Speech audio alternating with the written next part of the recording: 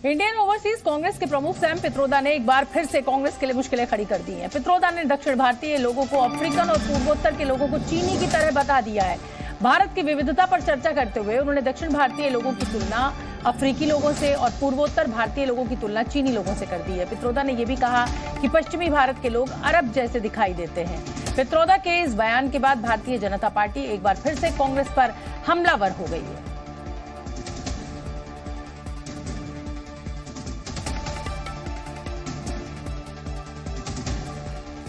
We could hold country together as diverse as India, where people on east look like Chinese, people on west look like Arab, people on north look like, maybe white, and people in south look like Africa. Doesn't matter. We are all brothers and sisters.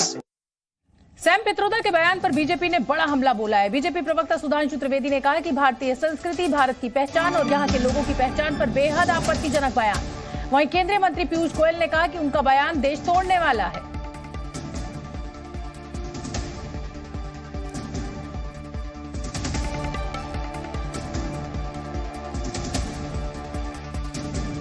Rahul Gandhi ji जिसके शागिर्द हैं, उनके कुख्यात उस्ताद Sam Pitroda साहब ने भारत, भारतीय संस्कृति, भारत की पहचान और भारतीय लोगों की पहचान के बारे में बेहद आपत्तिजनक बयान दिया है।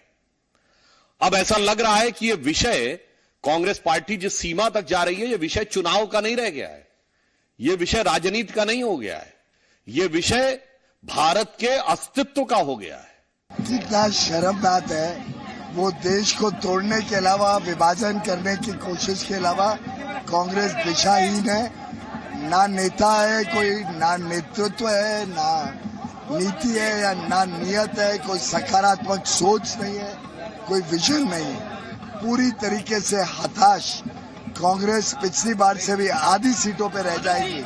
ऐसी स्थिति में अब उनके पास इस प्रकार के विवादित बयान के अलावा और कोई तरीका नहीं। बीजेपी नेता आरोप लगा रहे हैं कि राहुल गांधी के सलाहकार और गुरु देश की एकता, अखंडता के लिए बेहद आपत्तिजनक बयान दे रहे हैं।